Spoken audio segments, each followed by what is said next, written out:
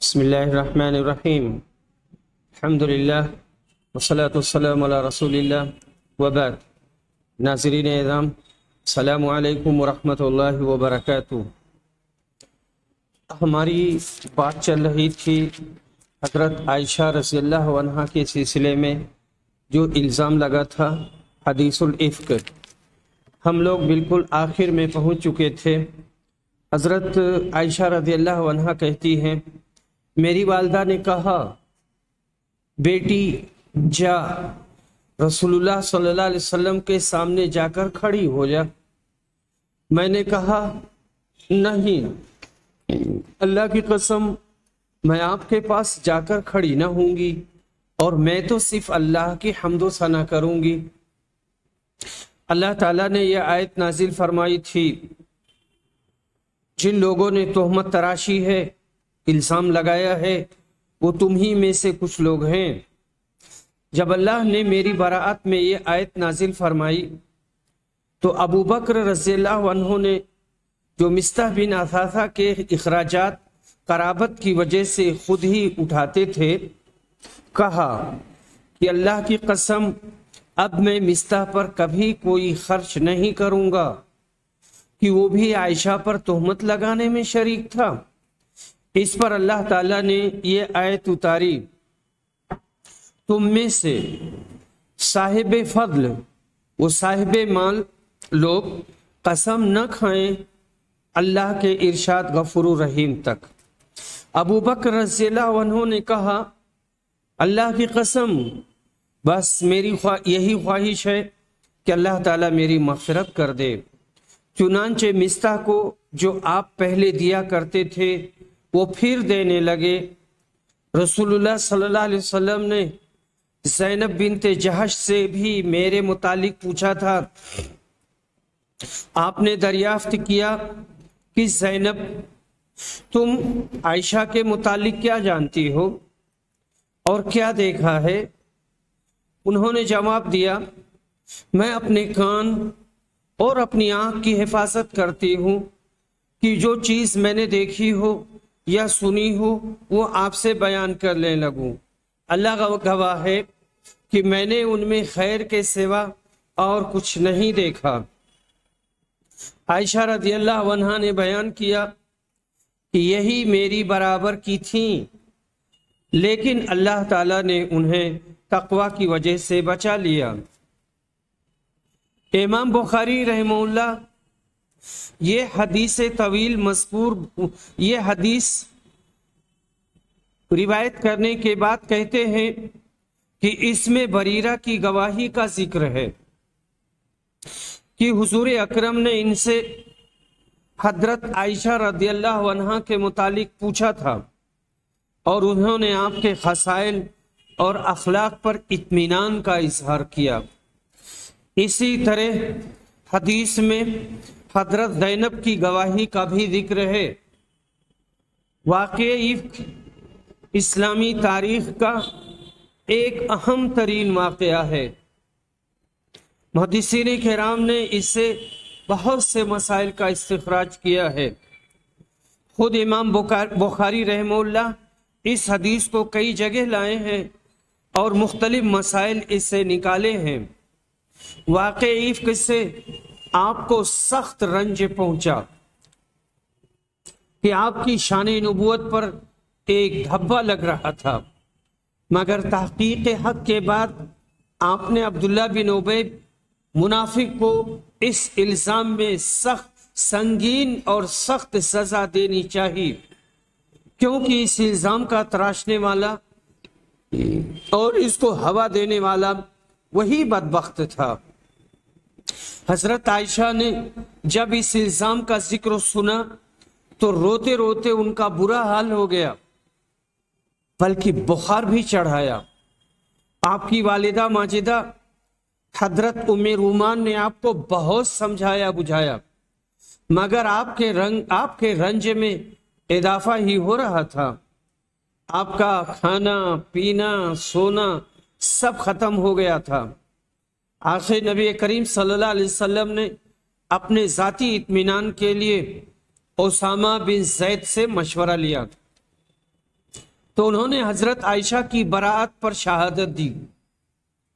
حضرت علی کے مشورہ کے مطابق آپ نے حضرت بریرہ سے معلوم کیا تو انہوں نے بھی صاف صاف آپ کی معصومیت پر گواہی دی، اور عائشہ کی براءت میں سورہ نور نازل ہوئی جس میں اللہ تعالیٰ نے اسے بہتان عظیم قرار دیا۔ سبحان اللہ۔ حضرت عائشہ صدیقہ کے فضل و شرف کا کیا کہنا کہ آپ کی شان میں قرآن نازل ہوا جو قیامت تک پڑھا جائے گا۔ آپ کے فضائل بے شمار ہیں۔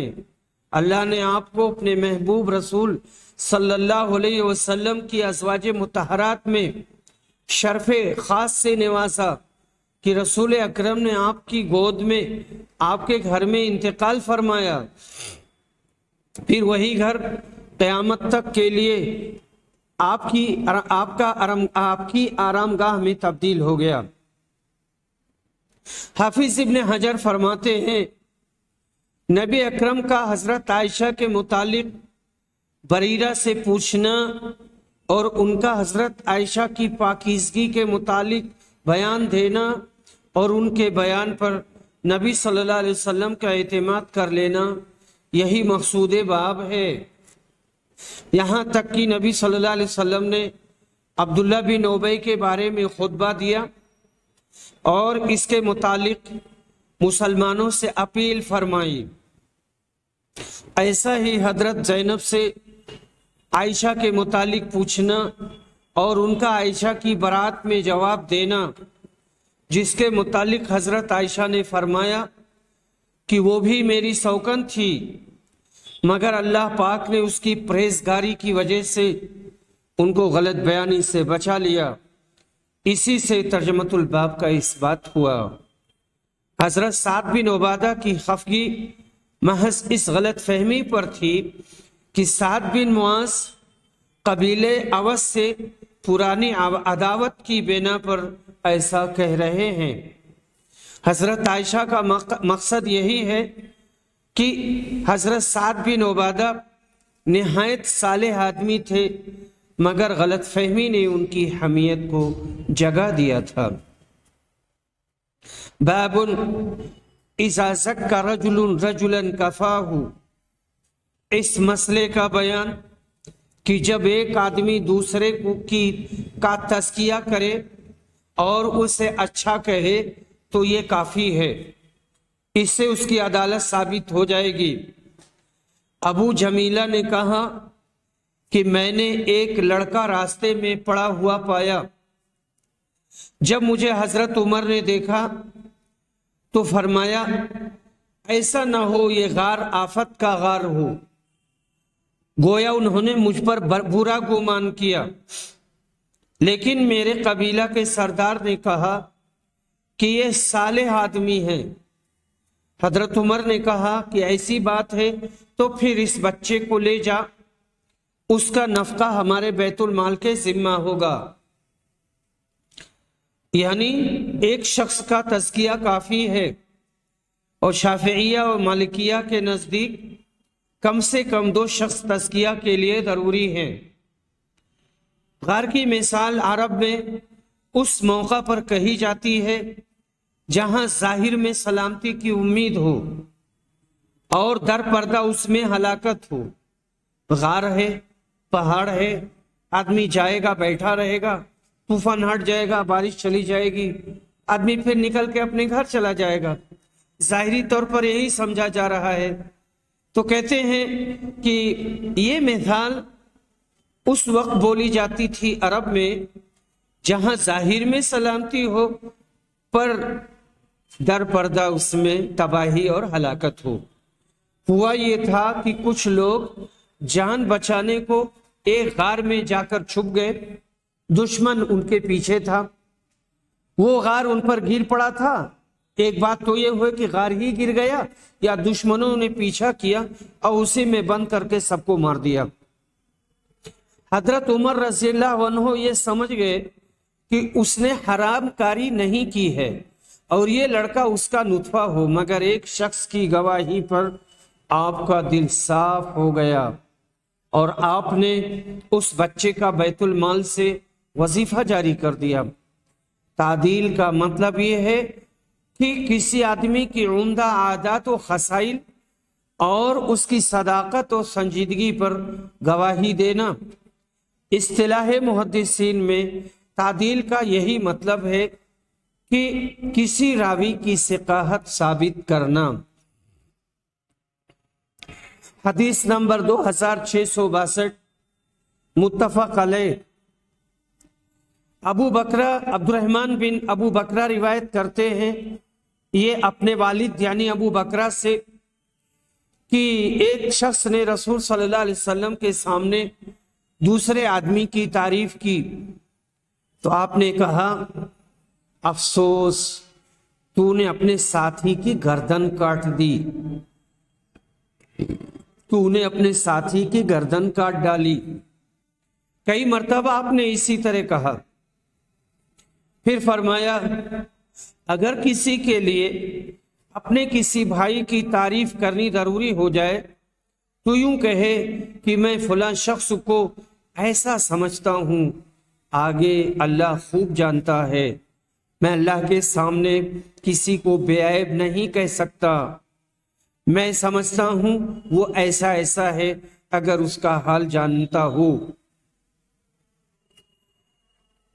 باب ما یکرہ من الاطناب فی المدح ولیقل ما یعلم۔ کسی کی تعریف میں مبالغہ کرنا منع ہے، مکروہ ہے، جو جانتا ہو بس وہی کہے۔ حدیث نمبر 2663 متفق علیہ۔ ابو موسیٰ اشعری رضی اللہ عنہ روایت کرتے ہیں کہ رسول صلی اللہ علیہ وسلم نے فرمایا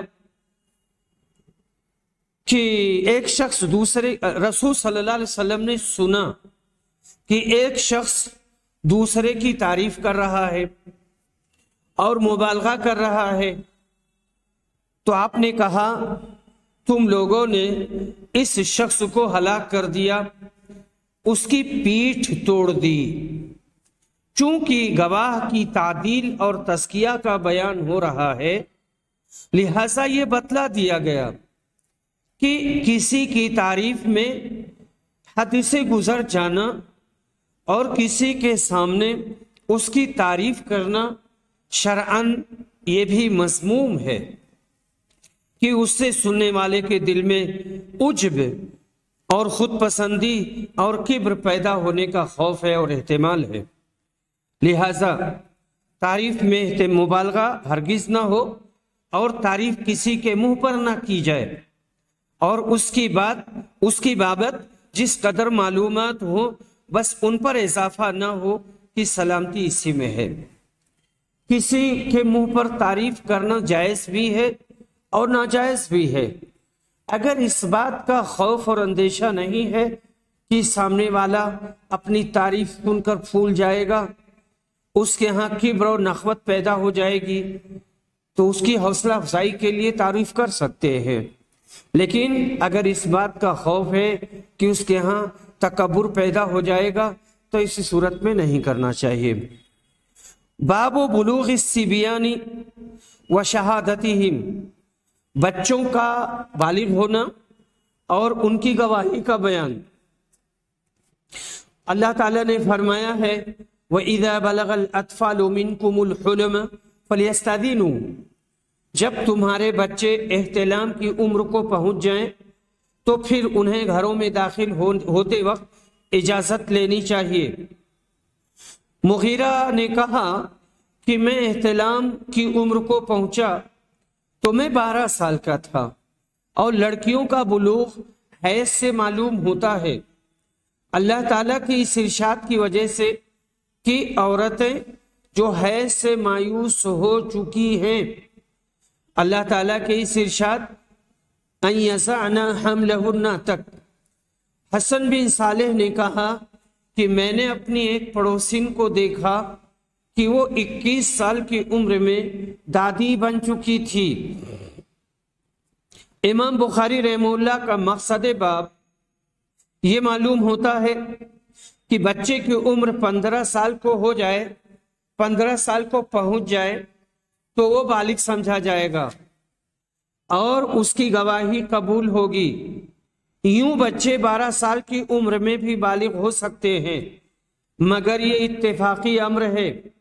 عورتوں کے لیے حیض آ جانا بلوغت کی دلیل ہے۔ حافظ ابن حجر کہتے ہیں علماء کا اجماع ہے کہ عورتوں کا بلوغ ان کا حیضہ ہونا ہی ہے، اور لڑکوں کے لیے ایک تو احتلام ہے اور ساتھ ہی یا 15 سال کی عمر ہے، یا پھر شرمگاہ کے ارد گرد کالے گھنے بالوں کا اگانا ہے۔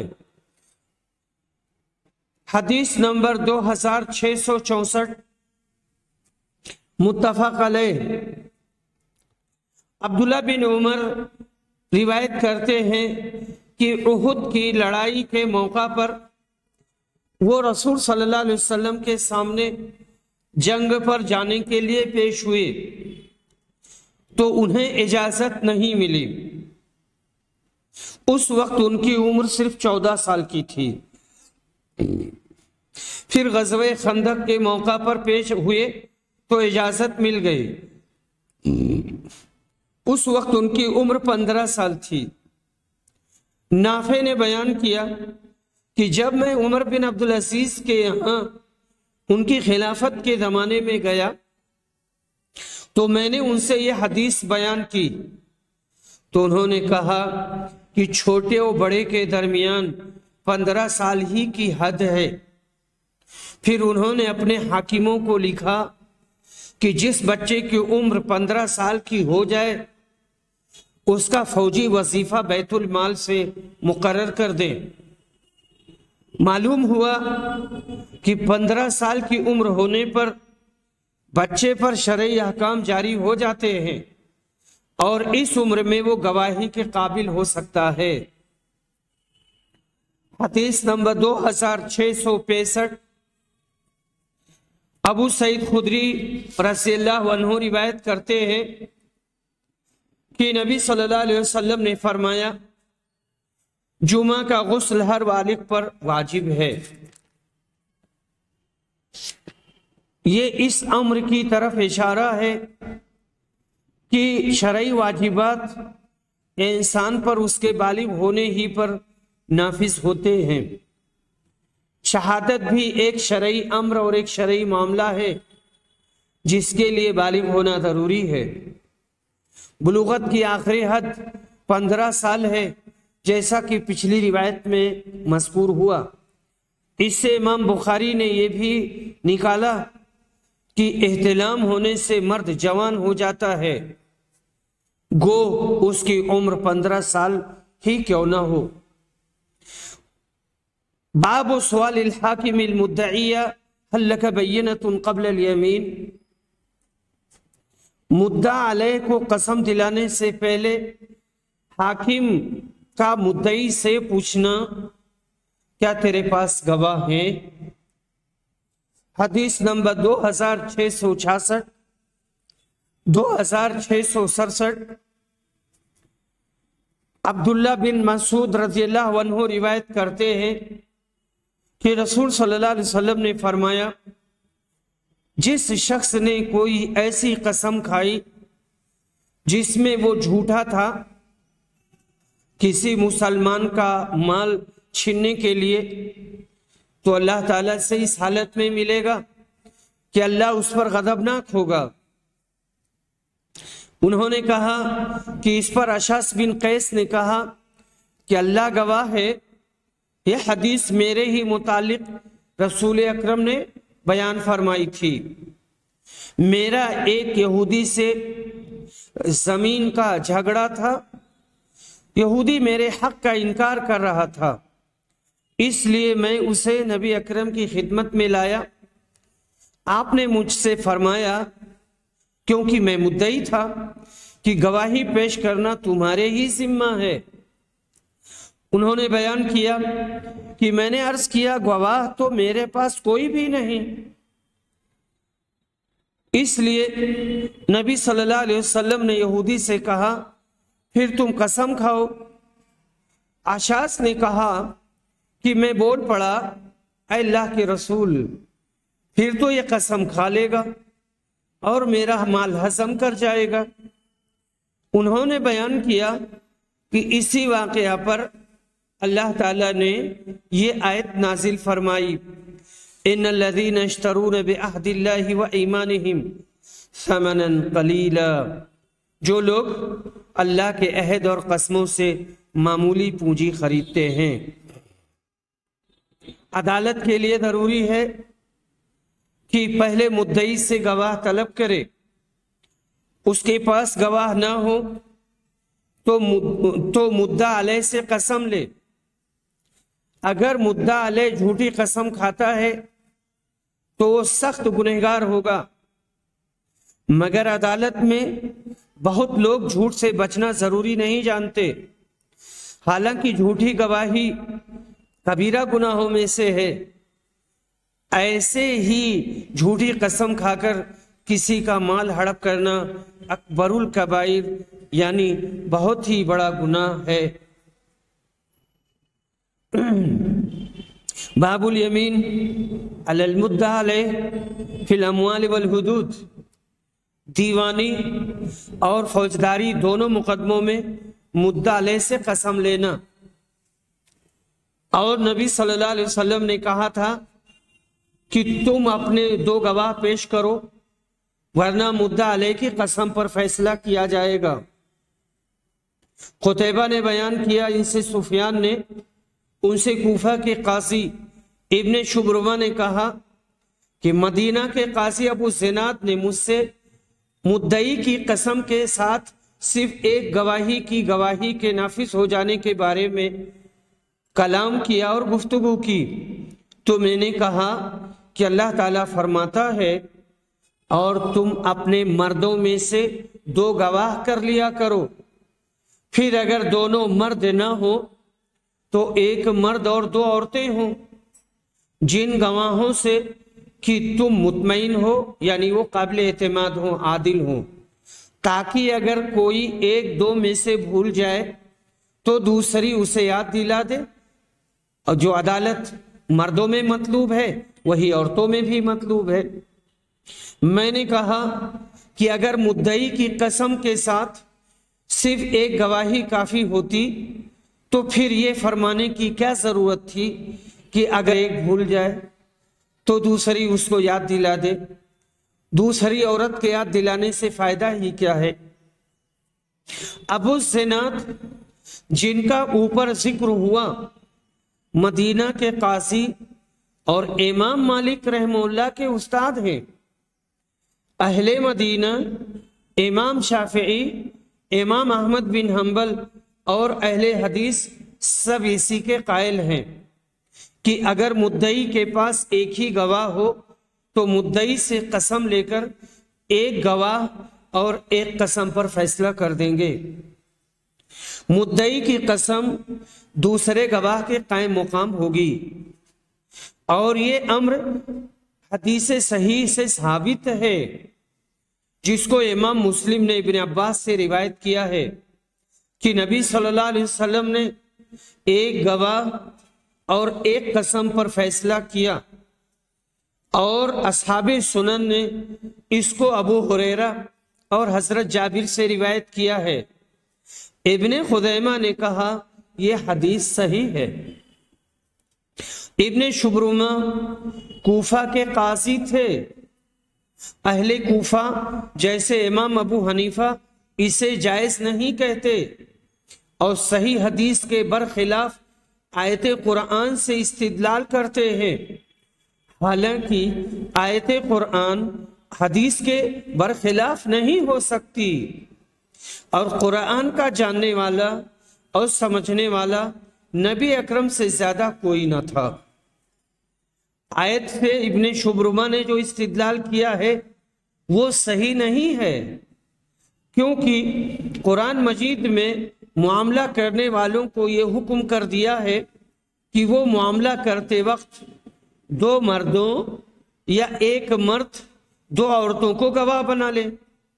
دو عورتیں اس لیے رکھی ہیں کہ وہ ناقص العقل اور ناقص الحفظ ہوتی ہیں، ایک بھول جائے تو دوسری اس کو یاد دلا دے۔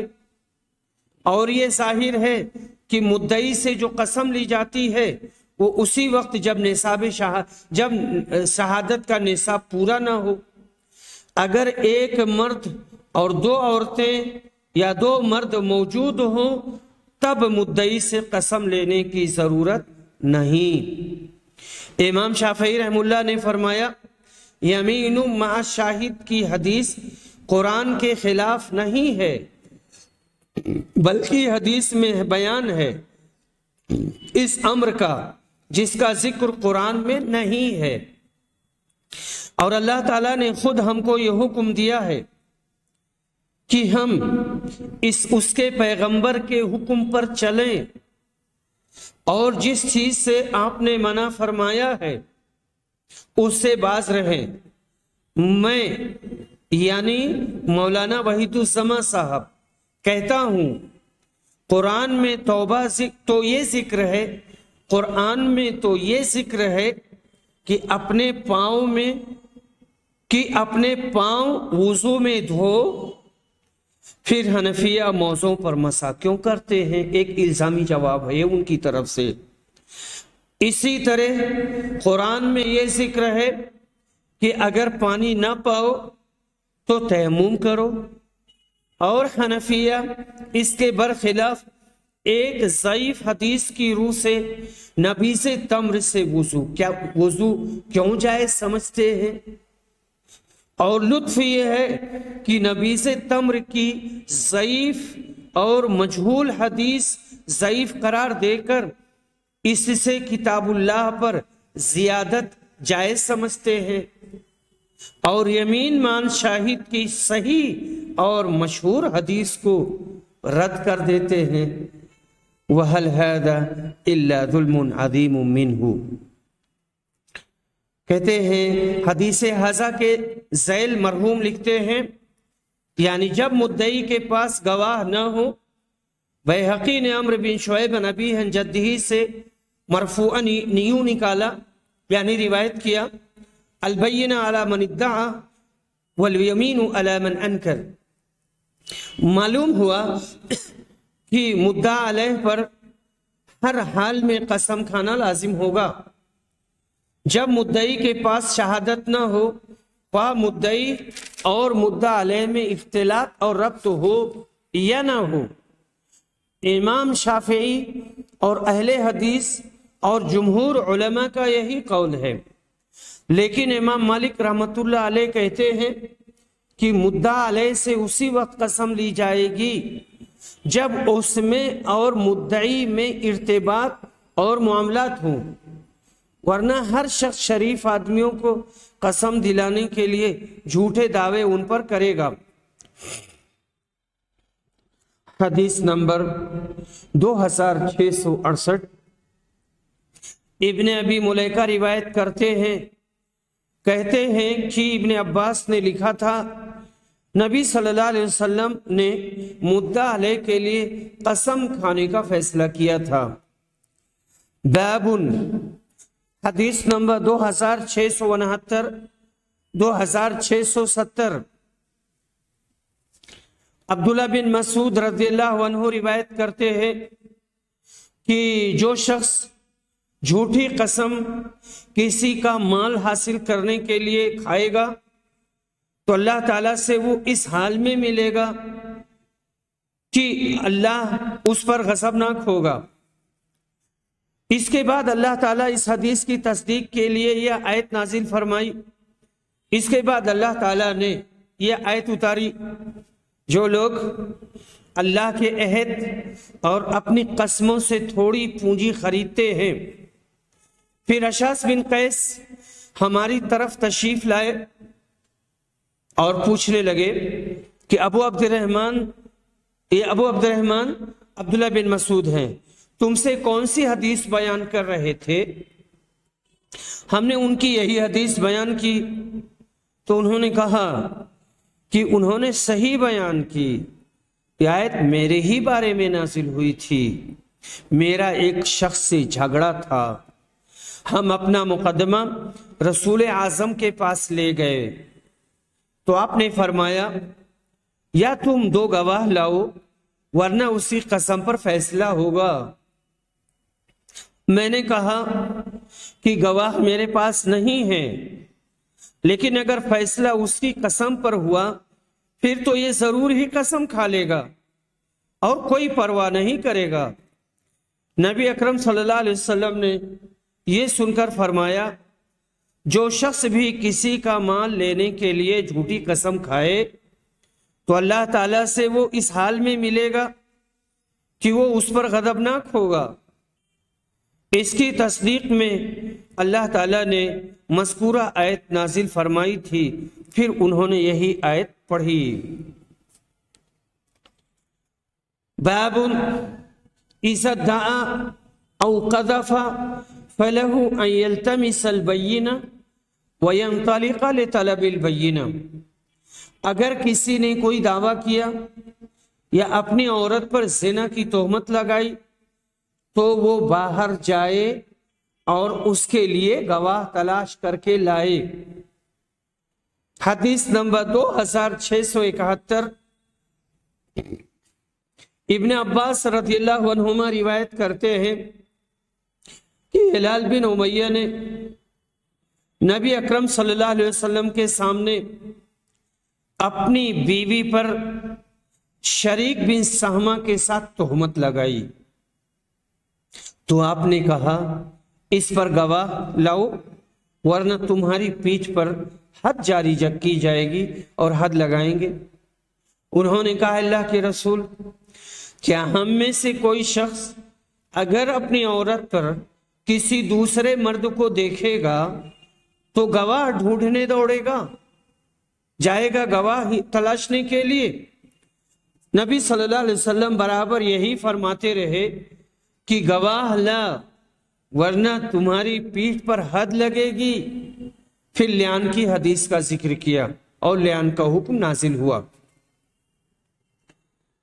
مطلب یہ ہے کہ دعویٰ کرنے یا کسی پر تہمت لگانے کے بعد اگر مدعی کے پاس فوری طور پر گواہ نہ ہو تو اتنا اس امر کی مہلت دی جائے گی کہ وہ گواہ تلاش کر کے عدالت میں پیش کرے۔